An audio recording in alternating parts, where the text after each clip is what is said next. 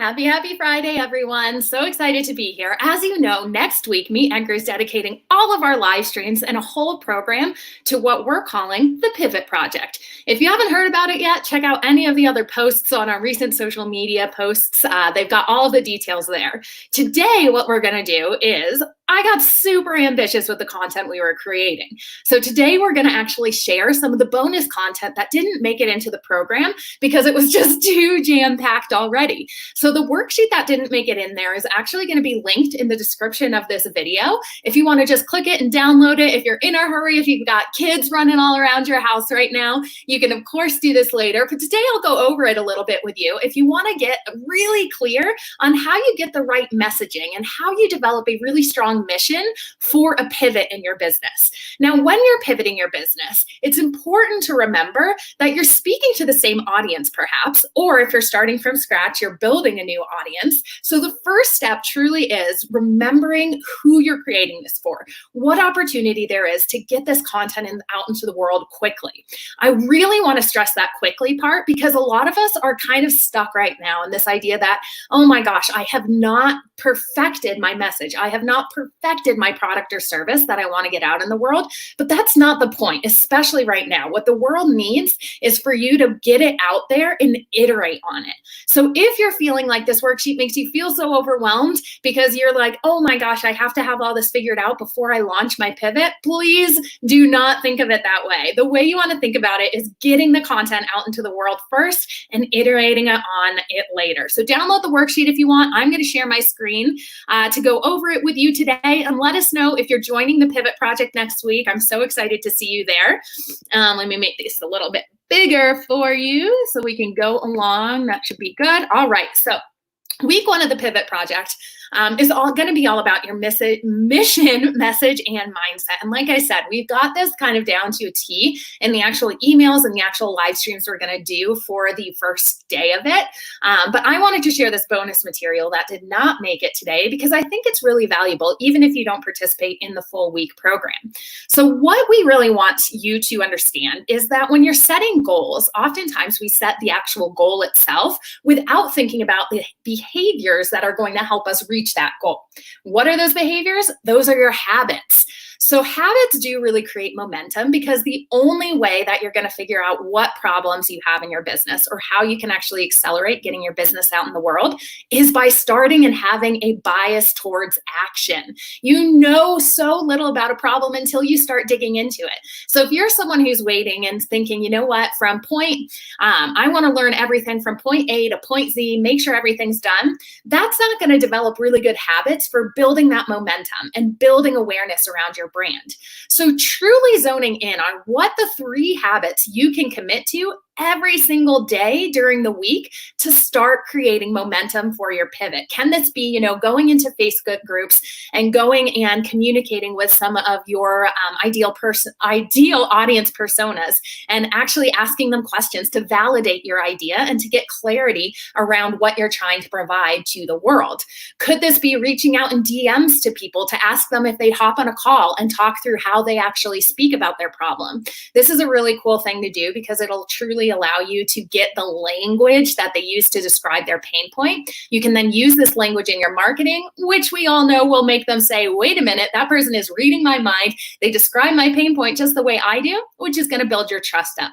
So these are the types of habits you want to be thinking about getting into so that you can get that momentum going, get clarity around your idea, and make sure you're bringing your pivot to life. All right, so the next thing that we're going to talk about is that truly, people crave clarity, especially in times of uncertainty like right now. So how can you really make sure you're being as clear as possible in your advertising? You don't want to be super witty, especially right now, and make people guess what you're selling, because oftentimes what happens is people just scroll right by it because their brain is so bogged down and they don't want to spend that extra effort to figure out what it is you're trying to say. So make sure that you're being really clear and really consistent when you're getting this information out to your followers. Another thing that kind of goes along the same vibe is complexity is the enemy of execution. So what does this mean? This means when you're setting up your systems and when you're setting up your pivot and how you want your company to be structured, you want to make sure the systems are as simple as possible. You want to make sure you're not creating more complexity, because oftentimes that will lead you to not actually completing the tasks. So what is the simplest next thing that you can do to move your business forward, to move this pivot forward? Think of it that way, and you're much more likely to take action on it. For example, what is the simplest next thing that I could do to move this pivot project forward? Well, it's going to be to hop on a live stream, right? It's not going to be saying, hey, I need to have all the content perfectly created before I go out and advertise this. Same with your idea for your pivot. If you're someone who's just starting to think about these ideas, go out to your community on Facebook and say, I was thinking about producing XYZ course or XYZ membership for you. Would you be interested? That is a great first place to start, because you're validating your idea, you're getting yourself out there and building a little pre-launch awareness for it, and you're making sure that you're not creating the whole system and then launching it and then perhaps seeing it's not actually what people need right now. So you see how you really want to make sure that you're just doing the simplest next step to make sure you're going in the right direction when you're starting a pivot. All right, next, I really want you to focus on relationships first, sales second. Really, truly, especially when it comes to social media marketing, it is all about having a conversation with your followers. You don't want to come across super salesy. People are not online and not on social media to be sold to. They are there to build relationships with their friends and family, and your brand can truly be a friend for them. You can offer them value. You can have inherent value baked into every single marketing message that you're putting out there. And that is going to be your strongest ally, and your best friend is making sure your followers see value in these things. So how can you start building relationships with people? And remember, relationships require that back and forth communication. So ask questions. Make sure that you're not only talking at your audience, but you're talking with them to help them build the community with you. And think to yourself, when someone encounters your offer or your brand, how are they going to know that they belong there? What words or what photos or what messaging is really going to resonate with them at that time? Another thing you need to start thinking about is people want to purchase results from experts. You really need to establish yourself as a thought leader and an expert in your industry. This means doing things like sharing curated content to show you're keeping up with industry trends. This means doing things like actually getting out there and showing how you put your program into action and get results, or telling stories about how some of your previous clients have received results from you. These things are really important, again, to make sure you're positioning yourself front and center as someone who is trustworthy and knows who they're talking about. And don't be afraid to repeat the same message. Here at Meet Edgar, we love, love, love evergreen content. That's stuff that's going to add value no matter what time of year it is, not only to be more efficient, but repeating the same message and the same concepts over and over again is what positions you as an expert. One of the ways I like to describe this is, if you were someone who was going in to see a doctor, would you want the doctor who has done this surgery 1,000 times, or would you want a doctor who's done 1,000 different surgeries once? You'd want the doctor who's done 1,000 of the same surgeries, because he's an expert. Same with repeating your message. Don't be afraid to repeat what you truly know is your expertise. If you're making a pivot and you're truly trying to think, what areas could I pivot in to help my community right now? I really recommend reaching out to your friends and family, especially. There's some of the people who come to you most often to ask for advice, right? So see what commonalities are in their advice asking, and see if you can actually use that to position yourself as an expert who is going to offer value, because you can already do that. Really make sure that you're paying attention to how you're positioning yourself as a thought leader, and as someone who's adding value in your area. I also really want to make sure that you know that your pivot needs to really match a consistent brand voice. If you're pivoting right now, you want to make sure that you're recognizable no matter where anyone sees your brand. So what language really describes your brand? Here at Meet Edgar, we are an inspirational brand. We are a funny and cheeky brand.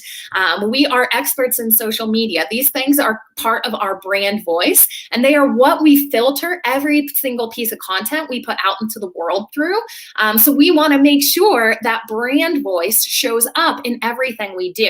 So even if we're not making a pivot, we do new programs like this Pivot Week we're doing next week, or like when we launched Edgar University, which is a part of your Meet Edgar subscription, but it was a whole new program that we launched. When we were doing these things, we had our brand voice in mind. So if you're creating new projects, make sure that you revisit your brand guidelines. And remember, brand guidelines are not set in stone. They are a living, breathing document for you to add and subtract from based on the feedback from your community. So see what language is working, see what vibe is working right now, and make sure you're crystal clear on how you want to position the personality of your brand.